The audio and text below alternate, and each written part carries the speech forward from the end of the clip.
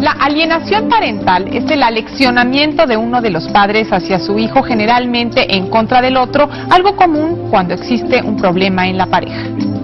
Así es cuando los padres involucran a los hijos en sus problemas de pareja, les ocasionan muchísimo daño hablar mal del otro, y no solo eso, sino tratar de poner a los hijos en contra del otro es una manera de maltrato. Juan Salvador tiene más información. La alienación parental es un proceso descrito por primera vez en 1985 por el psiquiatra estadounidense Richard Gardner. De acuerdo con el investigador, la alienación parental es un síndrome que se presenta cuando un hijo es programado por el padre o la madre para que se forme una opinión negativa del otro progenitor. Por lo general, esta situación se presenta cuando hay una ruptura en la pareja o durante los procesos de divorcio. Cuando este síndrome es asimilado por el menor, este puede continuar la actitud negativa por sí solo, lo que se traduce en una mayor denigración del padre afectado. Se considera que entre las principales estrategias que utilizan los padres alienadores se encuentra el obstaculizar todo contacto de los hijos con el otro padre, denunciar falsos abusos, tratar de deteriorar la relación entre el otro padre y los infantes o generar en los pequeños reacciones de miedo ante la presencia del excónyuge. Bueno, y para hablar de este respecto, damos la más cordial bienvenida en Respuesta Oportuna al doctor Sergio Muñoz, psiquiatra de niños y adolescentes, perito en salud mental. Doctor, bienvenido, muchas gracias por acompañarnos. Al contrario, muchas gracias por la invitación. Y a la licenciada Valeria Ortiz, abogada de lo familiar. Bienvenida, licenciada. Gracias por estar aquí. Bienvenidos. Y bueno, pues hablar de este tema es pues realmente algo que ocurre muy seguido, pero se disfraza de muchas cosas. Cuando una pareja se divorcia, se separa, y empieza como el chantaje, utilizar a los hijos para agredir al otro, como hemos mencionado aquí en Escuela para Padres, pues usan como proyectiles a los niños. ¿Qué consecuencia tiene todo esto? Bueno, indudablemente se mencionó un poquito en la cortinilla, se mencionaba cómo podía afectar en forma definitiva el desarrollo de la personalidad del niño, cómo podía afectar el aspecto emocional, la autoestima. Generalmente son niños que van por la vida con una baja autoestima, y particularmente se observa muchísimo cómo se van incluso separando del grupo porque empiezan a sentirse muy diferentes y hasta cierto punto como observados por los otros, sí, como si pudieran darse cuenta de toda esta situación que están viviendo y este pleito tan intenso que tienen entre los padres. Realmente el niño al principio empieza a sentirse como muy confundido, y lo que se juega en todo esto es mucho el conflicto de lealtad. Estos conflictos de lealtad en donde el padre alienador empieza a manifestar que el otro o la otra, que es menos frecuente que el papá sea alienador, pero lo puede haber, empiezan a manifestar que el otro es muy malo, que no los merece, ¿sí? Y entonces y empieza a actuar también en consecuencia de si el niño tiene alguna respuesta positiva hacia el padre, la madre se enoja y le muestra un malestar muy marcado para que él empiece como a cambiar ese chip, ¿no? Y empiece a conectarse. Y comentábamos un poquito antes de entrar a cuadro con la licenciada, cómo esto además se va hacia la familia extensa, no se queda nada más en la parte del padre, sino que empieza a hablar de la familia del padre, y entonces el niño empieza a aislarse de lo que es la familia. Y indudablemente todo esto, por supuesto, genera problemas emocionales muy serios, como hemos podido ver en varios dictámenes que hemos tenido oportunidad de hacer. Licenciada, ¿cómo se castiga la alienación parental? ¿Cómo se castiga? Puede ser, una vez probada, jurídicamente hay que hablar que el Código Civil sí establecía como tal la manipulación parental. La suprimieron, le cambiaron como las palabras. Dentro de las obligaciones de los padres está el que tienes que educar a tu hijo, y el hecho de que tú le generes este tipo de violencias estás incumpliendo. Entonces puede ser a través de un juicio de suspensión de la patria potestad, el hecho de que impidas las convivencias con el padre que le toca cuando no tiene la custodia, no les pases llamadas telefónicas, no vayas de viaje. Inclusive hay mujeres que se van de viaje y prefieren dejar a los hijos con otro padre o con algún tío, otro pariente, con tal de que el padre no lo vea. Entonces, esos son motivos que una vez que tengas en un proceso justificado, pueden perder la patria potestad inclusive y darle la custodia al otro padre que no la tenía. Bueno, imagino que en la mayoría de los casos a lo mejor es ahí una venganza o siguen sin divorciarse realmente de manera emocional, siguen con el pleito, pero hay ocasiones y hay también casos en los que hay un miedo justificado de la madre, a lo mejor en el caso de las mamás, de que no vea al papá porque era violento. Todo esto aparte se tiene que probar. Sí. Pero en el inter se podría acusar a la madre de alienación parental, a lo mejor con algo justificado, ¿no? Siempre es a través de los peritos en psicología, en psiquiatría, que van a determinar si efectivamente ejerce violencia, quién de los dos padres está ejerciendo la violencia.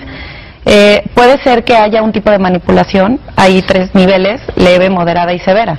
Entonces, puede ser leve que esté ejerciendo la madre, pero el padre sí puede ser violento y le van a impedir las convivencias, inclusive que se acerque a determinado número de kilómetros. Claro.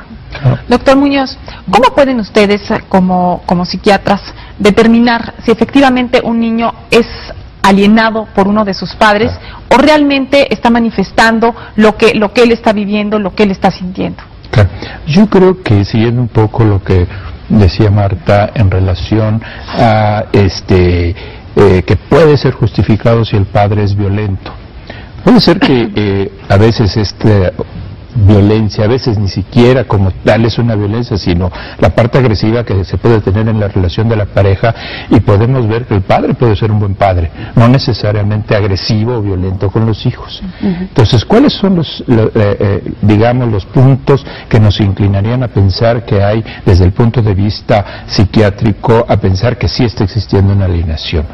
Generalmente sabemos, y también lo comentábamos, nosotros no podemos tener una visión unidimensional de nuestros padres.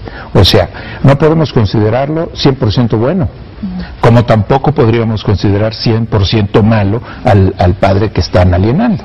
Entonces, esto es una característica muy interesante en donde en las entrevistas, por ejemplo, podemos observar que cualquier cosa que sugieres del papá, cualquier comentario, el niño no tiene ningún comentario favorable hacia el padre, o sea, ni siquiera tratando de retrotraer algunos recuerdos, oye, de cómo fue el tiempo que viviste con papá. No, malo, negativo, me agredía, me maltrataba, me golpeaba, me pateaba, me escupía, y empiezan a dar discursos incluso de adultos, ¿no? ¿Por qué es malo? Pues porque es malo. Sí, bueno, sí, pero ¿qué cosas hacía para, no?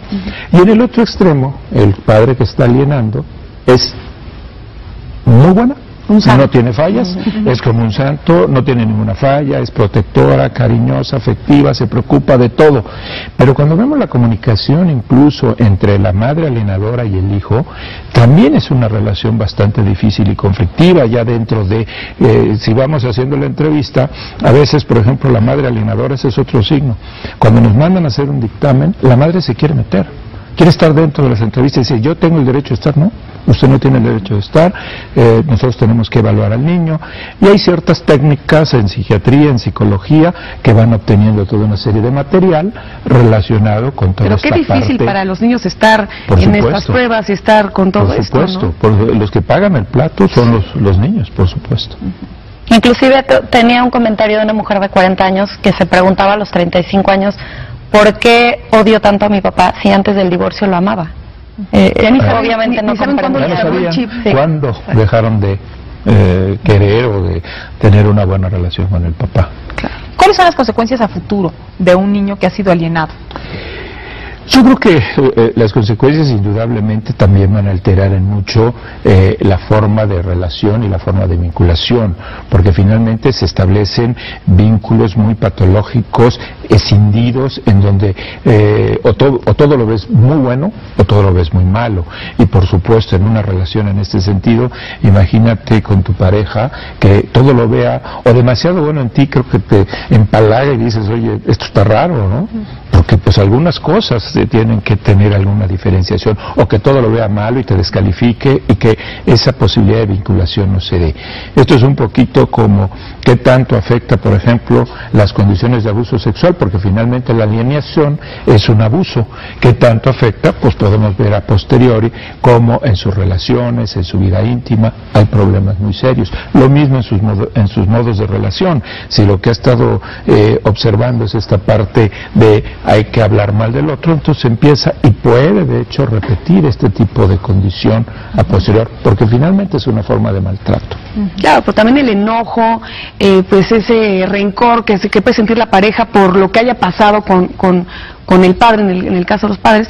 ¿Qué puede hacer ante la mujer? A lo mejor dice, no quiero hablarle mal, pero tampoco le puedo hablar bien porque pues no puede, tampoco puedes inventarle un padre maravilloso, ¿no? Cuando no está hablar, ¿no? Mantener la neutralidad. También se puede hacer eso. Una de las indicaciones cuando me piden alguna asesoría, cuando los padres se están separando, es no hables ni bien ni mal.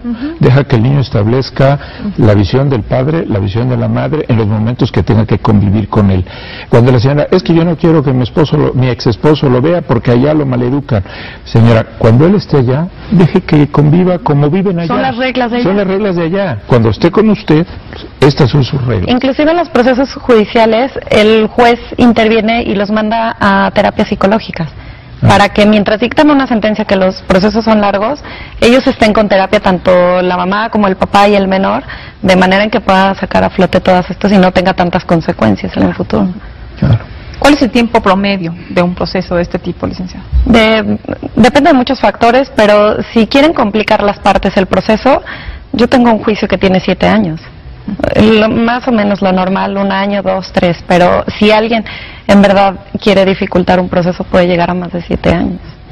Claro, porque van sumando incidentes. Hay un momento en el que los niños, cuando ya no están tan niños, pueden decir, yo hasta aquí llegué. Cumpliendo 18 años. Lo que quieran.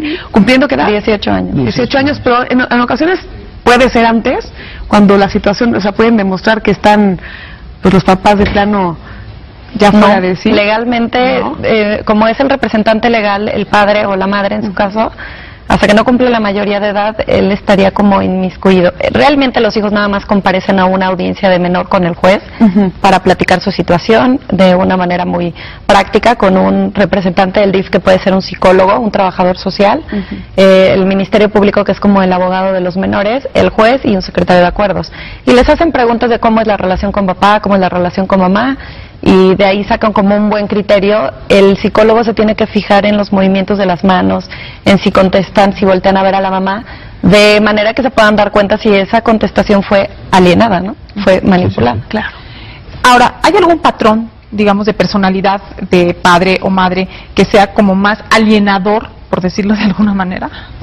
Yo creo que es un poco difícil. Generalmente este tipo de circunstancias las vemos en aquellos trastornos de personalidad que podríamos llamar como de bajo nivel, en donde hay problemas de vinculación, en donde hay un predominio de una relación agresiva entre la pareja y que a veces esta agresión va escalando, y eso me recuerda mucho, seguramente de haber visto aquella película La Guerra de los Roses, que terminan matándose, ¿no? Entonces, y esto es algo interesante. El divorcio, y esta es la parte que nos compete, no se acaba cuando se firma el papel. Esta parte de que el divorcio sea express, pues está bien, pero el divorcio emocional es mucho más complicado, muy complicado. Y a veces, siguiendo lo que decía la licenciada, a veces, dependiendo del tipo de incidentes que se abran, no se queda en una sola entrevista del niño, sino a veces pueden ser varias entrevistas y evaluaciones, y esto a veces complica más el caso porque las versiones de los niños empiezan a ser diferentes, porque ya se empiezan a sentir confundidos, desesperados, angustiados.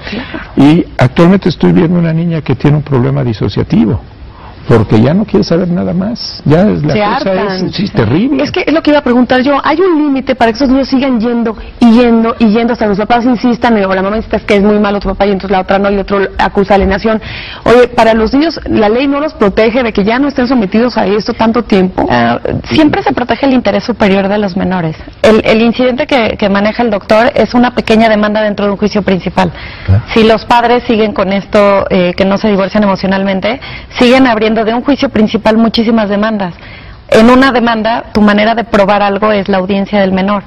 En un juicio no puede haber muchas audiencias con el menor, pero en muchos juicios diversos sí lo puede haber. Exactamente. Pues licenciado Ortiz, doctor Muñoz, muchísimas gracias por habernos acompañado en Respuesta Oportuna. Gracias. Gracias, buenas tardes. Muchas gracias. Y bueno, sobre la alienación parental, esta es la respuesta digital con Daniel Escalante. ¿Deseas saber más sobre el tema de hoy? Dirígete a alienacionparental.org, un sitio que explica de manera breve y concisa en qué consiste ese padecimiento. Además, podrás conocer el testimonio de personas que han pasado por una situación similar a la tuya, así como entablar un diálogo en los foros o contactar a un especialista. Otro sitio con datos útiles e interesantes es zonapediatrica.com, donde encontrarás un documento extenso y completo sobre qué interviene en la alienación parental y qué se puede hacer al respecto. Consulta la bibliografía recomendada y comenta cada una de las entradas con usuarios en tu misma circunstancia. Todas estas páginas están en nuestro Twitter, @FTVRoportuna. Marta Dian es la información.